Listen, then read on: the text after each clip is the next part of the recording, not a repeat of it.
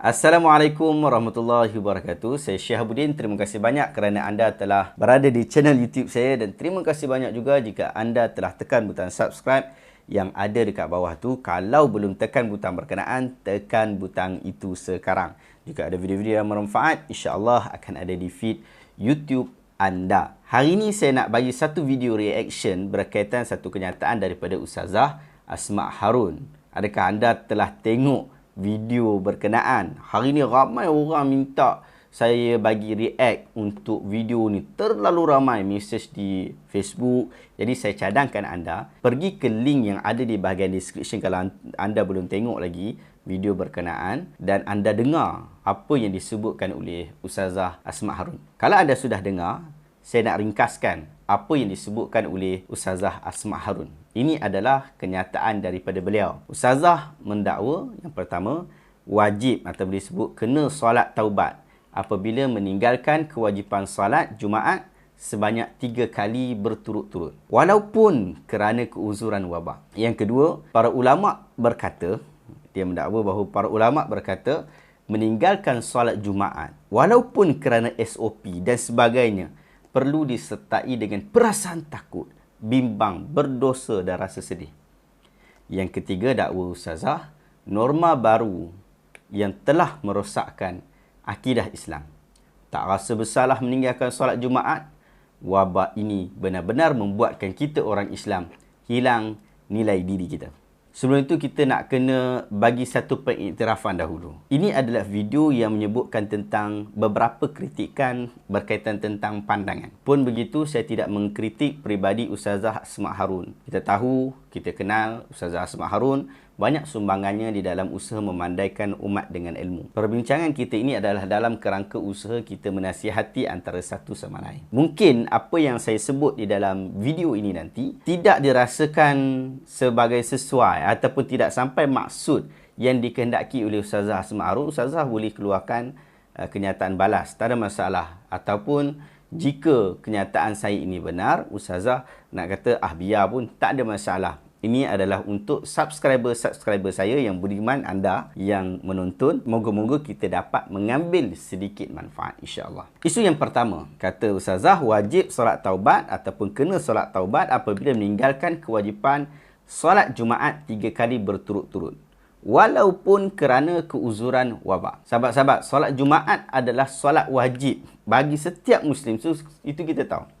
Ia dibuat bukan kerana emosi dan keinginan untuk menunjukkan aku lebih soleh daripada orang lain, melainkan disyariatkan kerana ia adalah kewajipan yang telah ditentukan oleh agama. Jadi apakah hukum meninggalkan solat Jumaat 3 kali berturut-turut dalam suasana wabak COVID-19? Kalau kita teliti balik dalam hadis, sememangnya terdapat ancaman bagi orang yang meninggalkan solat Jumaat sebanyak 3 kali berturut-turut. Dalam satu hadis, Rasulullah SAW bersabda, "Man taraka thalatha jum'ah tahawudan biha, taba'allahu ala qalbihi." Maksudnya, sesiapa yang meninggalkan 3 kali solat Jumaat kerana mengambil mudah tahawudan akan solat kewajipan berkenaan, nescaya Allah akan mengunci jantung hatinya. Manakala dalam sebuah riwayat yang lain daripada Jabir bin Abdullah radhiyallahu anhu, beliau berkata bahawa Rasul sallallahu alaihi wasallam bersabda, "Man tarakal jumu'ah thalathan min ghairi daruratin taba'allahu ala qalbihi." Yang ini lagi jelas. Maksudnya, sesiapa yang meninggalkan salat Jumaat sebanyak 3 kali tanpa sebarang darurat, maka Allah akan mengunci mati jantung hati dia. Hadis riwayat Al-Imam An-Nasa'i. Syekh Mulla Ali Al-Qari, seorang alim besar, bila dia sebut hadis ni, dia jelaskan hadis ni, dia menukilkan satu pendapat ulama yang mengatakan bahawa orang yang meninggalkan solat Jumaat tadi, mereka tinggalkan itu kerana mengambil mudah. Al-Aini pula menyebutkan perkataan tahawunan biha bermaksud meninggalkan solat Jumaat disebabkan sikap malas dan culas dalam melaksanakannya. Anda boleh rujuk kenyataan ini dalam kitab Mirqat Al-Mafatih, jilid yang ketiga, muka surat 1024. Oleh itu, hadis-hadis dalam riwayat-riwayat ini jelas menunjukkan ancaman yang dinyatakan adalah terhadap mereka yang meninggalkan solat Jumaat disebabkan meremehkan, mengambil mudah pelaksanaannya, serta dalam keadaan tidak wujud sebarang darurat. Adapun jika ada keuzuran dan juga darurat yang menyebabkan orang Islam terpaksa meninggalkan solat Jumaat, maka itu tidak termasuk dalam ancaman seperti yang disebutkan di dalam hadis. Tiada ancaman terkunci hati itu. Ada hadis yang lain menyebutkan bahawa orang yang tinggalkan satu perkara dalam keadaan terpaksa, mereka akan diganjarkan dengan pahala yang sama. Nabi SAW sebut, "Idza maridal 'abdu aw safara, kutiba lahu mithlu ma kana ya'malu muqiman sahihan." Nabi sebut, dia kata, apabila seseorang hamba itu sakit ataupun bermusafir, ingat, sakit ataupun bermusafir, akan ditulis buat dirinya ganjaran yang sama seperti diamalkannya semasa dia tak musafir atau dalam keadaan dia sihat. Hadis ini sahih, riwayat Al-Imam Al-Bukhari. Berdasarkan daripada hadis dan kenyataan ini, jika tempoh Perintah Kawalan Pergerakan PKP yang dikuatkuasakan akan dilanjutkan, bahkan diketatkan, lebih diketatkan, sehingga menyebabkan seseorang terpaksa meninggalkan Jumaat sebanyak 3 kali berturut-turut ataupun banyak, bahkan ada sebahagian dah sampai 1 tahun pun, maka mereka tidaklah termasuk dalam ancaman hadis seperti mana yang telah disebutkan. Demikian juga dalam keadaan kes yang hari ini kita anggap mencanak gila hari ini. 6,806 kes hari ini. 59 kematian dan kes aktif yang berjaya dikesan ialah 50,171. Sangatlah membimbangkan kita ni. Tarikh 20 hari bulan ni. Kita bimbang sungguh. Bahkan saya yang duduk di negeri Selangor, seorang yang berada di negeri Selangor juga sangat bimbang. Sebab negeri Selangor menyumbang 2,277 kes. Semalam, pihak Angkatan Tentera Malaysia ATM telah selesai mendirikan field ICU di perkarangan Hospital Kepala Batas Pulau Pinang. Bahkan hari ini, tak ada lagi negeri di Malaysia yang kosong kes. Tak ada zon hijau lagi dah. Semua zon semakin teruk, semakin parah. Kemudian datang pula ustazah yang merendah-rendahkan SOP dengan dakwaan ini adalah norma baru yang telah merosakkan akidah Islam. Ini adalah ucapan yang cukup tidak bertanggungjawab dan menilai umat dengan sembrono. Tak tahukah kita ustazah akan kaedah yang perlu kita pegang, iaitu annal asla fil muslim as-salamah. Bermaksudnya asal bagi seorang muslim itu adalah selamat. Kenapa perlu kita bersangka buruk dalam situasi pandemik ini? Hanya kerana terdapat orang Islam yang pergi ke mall ketika waktu solat Jumaat. Bahkan kalau mereka pergi ke mall pada waktu itu untuk beli barang keperluan, maka itu juga bukan satu dosa. Kalau ustazah nak ajak orang ramai untuk duduk di rumah, saya setuju. Bahkan saya akan membela sehabis-habisan. Kerana itulah keutamaan pada hari ini, duduk di rumah. Tetapi secara zahirnya, kenyataan ucapan ustazah itu berkaitan tentang norma baru ini sangat membimbangkan. Membimbangkan. Bahkan dah elok-elok orang Islam kita patuh dengan SOP kan, jadi pula bersangka buruk terhadap keputusan-keputusan yang dipersetujui oleh ulil amri dan pihak pakar. Sedangkan sepatutnya kita sebagai orang yang mengaji, orang yang dikenal sebagai public figure, perlu memberikan bantuan kepada pihak-pihak pakar-pakar kesihatan untuk mengajak orang supaya betul-betul ikut SOP. Itu yang pertama. Yang kedua, dalam video live Ustazah Asma, beliau mendakwa apabila kita tinggalkan solat Jumaat 3 kali berturut-turut, kita wajib solat taubat. Mesti mohon taubat, mohon istighfar, kata Ustazah, kena mohon ampun. Kerana telah meninggalkan kewajipan dan kefarduan solat Jumaat. Adakah benar kena solat taubat ni? Yang ni yang kawan-kawan kita duk tanya ni. Kita mesti sepakat bahawa di dalam bab hukum, ia bukan dibuat berdasarkan kepada emosi dan perasaan semata-mata. Titisan air mata yang keluar, suara serak-serak basah, tidak mampu mengubah hukum agama sesuka hati. hukum dinilai dengan hujah-hujahan yang bersesuaian dengan kehendak-kehendak agama. Solat taubat ialah solat sunat. Ia sepakat semua ulama. Ini ijma'. Dah ijma' tau. Dah sampai tahap ijma'. Maksud ijma' apa? Tak ada orang khilaf dah dalam bab tu. Ia sunat. Tidak ada seorang pun daripada kalangan ulama' yang mengatakan bahawa ia adalah solat yang wajib. Bahkan jika orang yang telah melakukan dosa, dia beristighfar, bersedekah, memperbanyakkan kebaikan tanpa melakukan solat taubat juga, tak ada masalah. Tetapi apabila dia melakukan solat taubat, itu adalah yang lebih baik bagi orang yang telah melakukan dosa.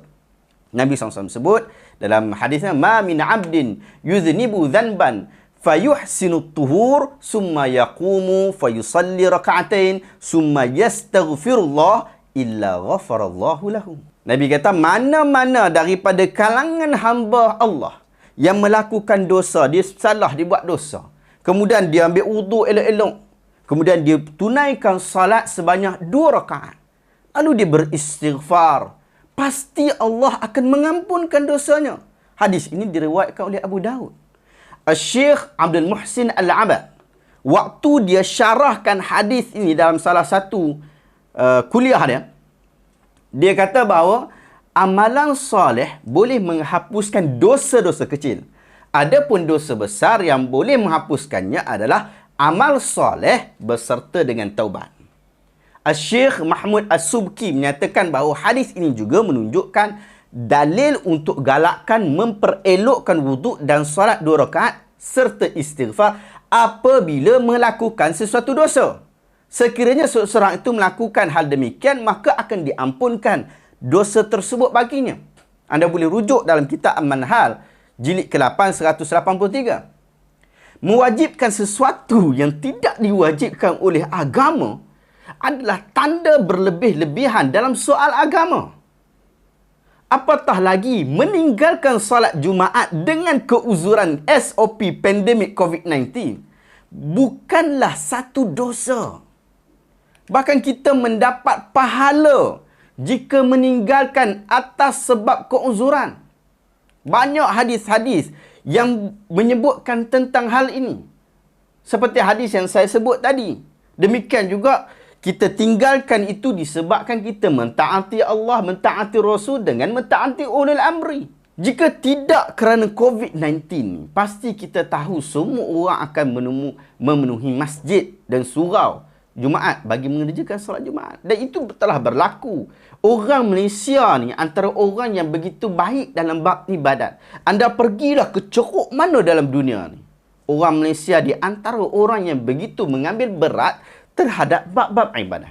Jadi apabila meninggalkan solat Jumaat dengan keuzuran adalah sesuatu yang bukan dosa, maka tidak disyariatkan kepada kita untuk solat taubat. Kerana solat taubat ada sebab. Ini solat dengan sebab. Sebab dia apa? Sebab kerana melakukan dosa. Apatah lagi dengan kes yang banyak ni, kita tak tahu adakah kita positif ataupun kita membawa virus. Kita tak tahu, dan itu yang berlaku kepada ramai orang. Betapa banyak cerita yang telah kita dengar daripada pakar-pakar perubatan dan kesihatan, bahawa wabak ini tersebar dengan sangat mudah dalam perkumpulan-perkumpulan daripada orang yang macam-macam. Dia tak sedar pun dia ada penyakit tu. Dia tak sedar pun dia membawa virus tu. Tetapi kemudian, apa yang berlaku? Jika orang tu, dia pergi, dia rasa diri dia sendiri sakit ataupun mudah untuk menjangkiti penyakit. Antara gaya dia, sikit-sikit demam, sikit-sikit demam. Adakah dia ini mesti pergi solat Jumaat? Tak. Dia bukan sekadar tidak perlu untuk pergi solat Jumaat, bahkan tak boleh pula dia pergi solat Jumaat. Sebab ada kemungkinan dia membawa virus berkenaan. Yang ketiga, kata Ustazah, ini ialah norma baru yang telah merosakkan akidah Islam. Tidak rasa bersalah meninggalkan solat Jumaat. Wabak ini benar-benar membuatkan kita orang Islam hilang nilai diri kita. Itu kata Ustazah. Saya pula faham sebaliknya. Norma baru inilah menunjukkan bahawa Islam adalah agama yang sesuai diamalkan dalam setiap masa dan keadaan. Mungkin ada agama yang tak boleh survive dengan pandemik ini. Tetapi tidak pada Islam. Ia menunjukkan bahawa Islam adalah agama yang relevan dan logikal. Ia menghormati peranan akal dalam memahami situasi semasa. Ia sentiasa mengalu-alukan pandangan pakar dalam menghadapi kesusahan masyarakat. Para ulama kita tidak ditemui mencela norma COVID-19 ini. Bahkan mereka mengeluarkan fatwa supaya kita mengikutinya.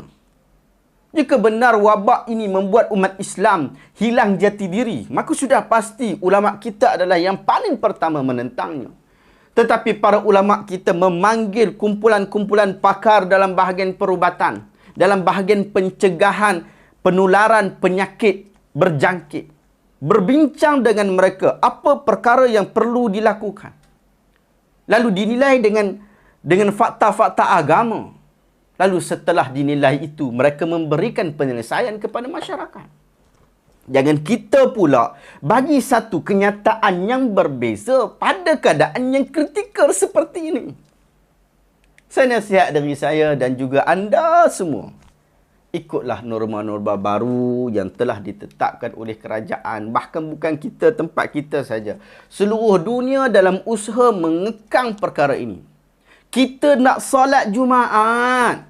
Semua umat Islam nak solat Jumaat. Kita nak solat seperti biasa. Kita nak solat rapat-rapat seperti mana yang diajar oleh sunnah Rasulullah SAW. Tetapi sunnah itu sekarang kita tak boleh buat. Cara kita nak pastikan kita boleh buat itu dengan cara kita mengikuti saranan pakar untuk jaga SOP, untuk ikut norma-norma baru supaya akhirnya nanti habis isu COVID-19 ni. Kita aman, kita merdeka. Kita boleh solat seperti biasa. Boleh jumpa mak ayah kita cipika-cipiki. Boleh bertemu dengan kawan kita, bersalam dan berpeluk. Itu kita nak. Tapi bukan sekarang. Islam mengajar kita untuk mendengar ahlu zikir. Dan ahlu zikir ini telah memberikan pandangan mereka. Dan agama tidak melihat ia bercanggah. Adakah anda dapat sesuatu yang bermanfaat daripada video hari ini? Jika anda rasa video ini bermanfaat, tekan butang share dan berikan kepada orang-orang yang lain untuk lihat video ini. Moga-moga kita dapat menyebarkan manfaat secara bersama. Terima kasih banyak kerana telah menonton. Assalamualaikum warahmatullahi wabarakatuh.